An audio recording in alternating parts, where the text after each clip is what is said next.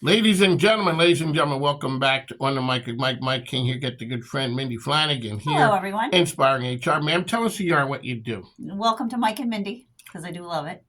That is the show. That is the show. I'm derelict in my duties. I will end up in the HR office. No, the name of the program is... I don't want you in the HR office. Mike and Mindy. Mike and Mindy! Mike and Mindy. And my name is Mindy Flanigan, and I am the founder and chief inspiration officer for Inspiring HR. Happy holidays, everyone. I have my red. Yes, you are. Yes, you are. Holiday bling on today. Happy holidays. Inspiring HR solves employee pain. Typically for businesses with less than 50 employees, we do that by providing you a dedicated HR consultant who helps you build out your people management systems and processes, which 9 times out of 10 is the reason you have employee pain in the first place. You don't have systems and processes.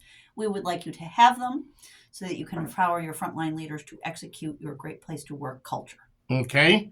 So, Mindy Flanigan, you are HR... Done differently. Yes. But still, those are your brethren and sisterin. All the way back to 1991 when I started this crazy train. And so we've had a conversation that AR is not in the room when big pay happens. Big pay packages for college coaches. It seems to me as though HR is not consulted on there. There's no compensation specialist. There's no strategic planner. Just giving out money willy-nilly. I'm all for paying for top talent, but there is an entire budget to be sensitive to. So that's on the front end. Mm-hmm. That's the front end. That's hiring people. Now we've gotten to the back end recently. Yeah, and sadly, that is this whole thing makes me very sad. letting people go. Yes. Who didn't want to go. But now we did it without HR in the room. Yes. So, ma'am, you and your folks think. I mean, it's not like anyone put you or I in the room, but it sure looks like HR hasn't been in the room. So HR was not there when they giveth, no. And HR was not there when they taketh away. No. And you said because HR continues to apparently be the bad guy despite our best efforts. And you had that conversation with one of your people. I did. We did an episode of Uncomplicating HR at the end of last week. Julie Morgan, happy 10-year anniversary. She and I were in our Riverside studio on Friday, and I said to her at the end of our 30 minutes, Julie, we've worked together since 1998. Why is HR still the bad guy? And she said, as much as we try and change it, the thing that really needs to change is HR isn't the last stop, always. All right, ma'am. Something is about to blow up. So let's dissect this. Okay. Why do you think that HR, and I can give you my expert analysis, why do you think that HR is not there when we are putting the packages together? We're just happy-go-lucky. Why is HR not there? Well, I'd like to first think it's not personal about HR. I think people want an expedited path to get what they want when they're super fixated on getting that thing. And it's not just HR. Sometimes we don't even want the VP of Finance in those conversations because they're going to tell us things we don't want to hear. No, ma'am. And we're going forward anyway. We do not want that person. Right? So you and your cousin... Which is, it's so funny to me because in a lot of small companies, HR reports to finance, which is a double whammy for not being invited into the room. Okay. So, no, you guys are not invited to the party because we're all excited. Everyone's excited except for the HR person and the VP of Finance. Well, if you think you're going to, let's just say don't invite HR. But if you're not inviting HR because you don't want to hear dissent, then try and figure out that dissent on your own before your decision. We're not just thinking of dissent people. That's not how we think. We're thinking roses and everything's good and we're all happy and holding hands and we're ready to do this press release that says we got the person, everything is great.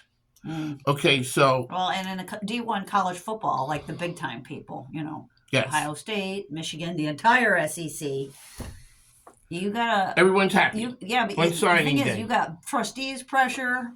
Yes. And you got alumni pressure. Everybody's pressure. And you got 110,000 people in your stadium every Sunday pressure. I don't care to shoulder that pressure. So here we are not inviting Mindy from HR and Randy, the VP of Finance, unless we have to.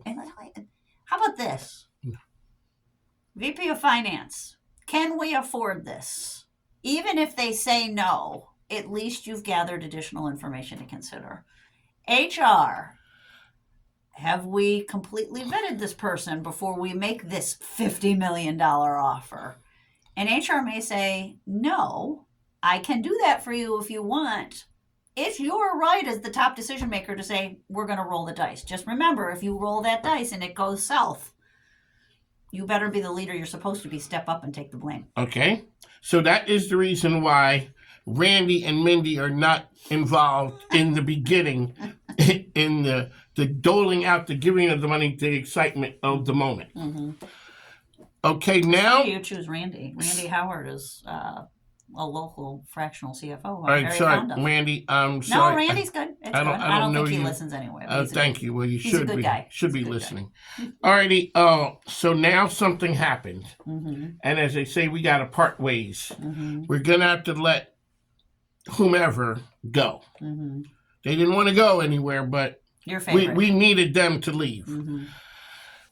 What's happening now is they're letting Joseph go, and HR isn't in the room. Right. Wow. Well, when you let people go, HR doesn't necessarily have to be in the room. Okay. But. There's always a but. Yeah, there's a but. You better have. Let's just forget the college thing for a moment, because that's kind of what's burning on Mike and my mind right now. HR didn't have to be in the room. Did HR help you set a strategy that includes risk minimizing before you tell that person you have to go? And part of risk minimizing is you can have HR in the room or some other reasonable person, credible, silent third party to make sure that conversation stays within the bounds of professionalism. And there is no he said, she said afterwards that creates a whole huge headache. So the person... It doesn't have to be HR. It often is HR to sit in the room as the credible third party. But HR should also not be delivering the message of, unless that person works in HR, HR should be there to assist, not to do. But you are the third party that works for the organization that wants me to leave. Yeah. How are you credible? I'm not. I'm there to support the frontline leader who has decided it's time for you to go. Yeah. They don't report to me. I don't have direct credibility with the person that has to go. The manager or the department head that decided it was time for you to go, they're the ones that have to have the conversation. You're just there to witness. Yes. Okay, ma'am, really quickly, could you touch on, sometimes when these people get in trouble, they said they cross the line with you're at will or for cause. For cause, so we owed you X amount of dollars. But because of what you did, now we don't have to, and they trot out for cause. Okay, so that for cause language is intentional. For cause is only floated around when there is some kind of contractual obligation, and that contract says if you are fired for cause, we owe you no or less money than if any other condition existed for you to part ways with, in this case, the university or whoever. Which gets me to at will, and why I hate contracts to begin with. Again, forget about the $50 million a year head football coach for a moment. This whole thing of we have contracts with employees, yet they're at will, those things do not drive. They do not jive. A contract offers guarantees. If you're going to put a contract together, be very careful about the fact that, and I'm not an attorney, I'm just speaking from my own experience, it makes no sense to me that we're going to put a contract together where it's all kind of guarantees for me, but no guarantees at all for the person I'm asking to sign this document. First of all, that's lopsided and not enforceable if you are going to meet the reasonable person standard. But if you put a contract together and it has at will in it, you're already in conflict. At will says we offer no guarantees of continued employment. I don't have to offer you benefits. I don't have to do any of these things that I'm putting in your offer letter. You're just happy. You should be happy happy to be here. And I can terminate you at any time for any reason. But on the flip side of that, in a fair and equitable arrangement, at will also applies to the employee. They can terminate at any time for any reason. They can choose to voluntarily leave. This is a balanced equation. At will goes both ways. Now, the caveat for the employer is, it's called the fallacy of at will. If you're going to go ahead and terminate an employee and you say, I have no reason, it's at will, that's not reasonable. If you don't give them a reason, they are going to make their own negative narrative assumptions, which might include filing a complaint against you for discrimination. So don't go terminating people for at will. I never make that recommendation. At will as a reason to separate from an employee is not a reasonable one, and you're going to have an awful hard time defending it if an outside third party looks in. There you go, Mindy Flanigan. Does that make sense? That does make sense. No contracts in at will. I don't care if you write a contract and it says all employees are at will in it. Then what do you have a contract for in the first place? Offer of employment and an employee handbook is what you need. See, folks, that's why she does HR differently. Mindy Flanigan, how can people find you out there? Inspiring HR. Please fill out our contact us form. We have a big secret. Big secret, ladies and gentlemen. Are you ready to? We have a new website, but we haven't told the world about it. Well, she just told the world about it. I did. Inspiring HR has We a new haven't web. done a company-wide public press release about it. So if our marketing person is mad at me now, I'll take the heat. See what happens when you have the leader But when I say the world reach out there, yeah, I know. But just when, out there without marketing supervision, just giving out company secrets. I know, I'm sorry. One of our core values is simplify, and one thing we had as a problem on our website is when I said, how do you find us? There were two places to find us. You could go to our contact us form, or you could go to a totally separate page and schedule an introductory call. Now you just go to our contact us form and figure out what you want to do in that form. You can do both in the one form, so that's our new contact us page. So go to inspiringhr.com, fill out our contact us form. One of the options would be to schedule a call with myself or Valerie Juarez.